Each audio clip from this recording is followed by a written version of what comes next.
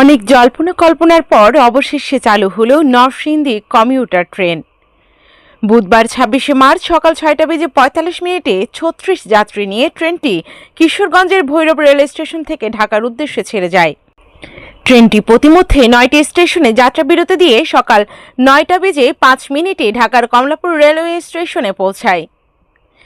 Railway সূত্রে জানা গেছে, ভৈরব ও নরসিংদী স্টেশনে যাত্রীর অধিক চাপ থাকার কারণে ভৈরব থেকে একটি কমিউটার ট্রেন চালুর দাবি করে আসছিল ভৈরব ও নরসিংদীর জনগণ।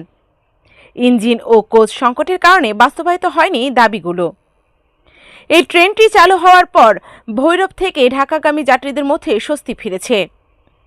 মাত্র ৪৫ টাকা ভাড়া দিয়ে ঢাকা থেকে ভৈরব যাতায়াত করতে পারায় উচ্ছ্বাসিত যাত্রীরা।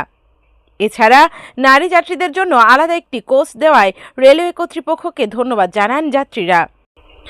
নরসিংদী কমিউটার ট্রেন প্রতিদিন ৪ বার যাতায়াত করবে বলে জানা গেছে। ট্রেনের পরিচালক জাহাঙ্গীর আলম দোয়েল টিভির প্রতিনিধিকে বলেন, ভৈরব নরসিংদী কমিউটার ট্রেনটি বাংলাদেশ রেলওয়ে কর্তৃপক্ষ যাত্রী সেবার মান বাড়াতে আজ থেকে চালু করেছে। এই ট্রেনটি আজ আমি নিয়ে যেতে পারছি বলে আমার খুব ভালো লাগছে। এই ট্রেনটি চালুর ফলে যাত্রীদের চাপ অনেকটা কমে আসবে। বাংলাদেশ রেলওয়ে ট্রাফিক পরিদর্শক মোহাম্মদ শাহজাহান পাটোয়ারি বলেন, নরসিংদী ও ভৈরববাসীর দীর্ঘদিনের দাবির পরও কোচ ও জনবল সংকটের কারণে ট্রেনটি চালু করা সম্ভব হয়নি। বাংলাদেশ রেলওয়ে ঊর্ধ্বতন কর্তৃপক্ষ ও অন্তর্বর্তী সরকারের প্রচেষ্টায় মহান স্বাধীনতা দিবস উপলক্ষে কমিউটার ট্রেনটি চালু হচ্ছে।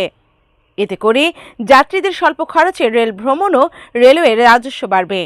Bhairab railway station master Abu Yusuf বলেন, এই ট্রেনটি নিয়মিত ৪ বার আসা যাওয়া করার কথা থাকলেও আজ ভৈরব থেকে ঢাকা পর্যন্ত ২ বার আসা যাওয়া করবে। কিছুদিনের মধ্যেই ট্রেনটি নিয়মিত ৪ বার আসা যাওয়া করবে বলে রেল কর্তৃপক্ষের চিন্তা ভাবনা রয়েছে। পেয়েছি নরসিংদী কমিউটার ট্রেন, এবং আমরা ওই ব্যাপারে সবাই সচেতন থাকতে হবে এবং এই ট্রেনটি যে আমরা সবসময় ব্যবহার করে টিকিট চালিয়ে যেতে পারি এবং টিকিট কেটে ঢাকা ভ্রমণ করতে পারি। এবং আমরা যদি নশিত জনতা অধীর আগ্রহ দর্শক আসলে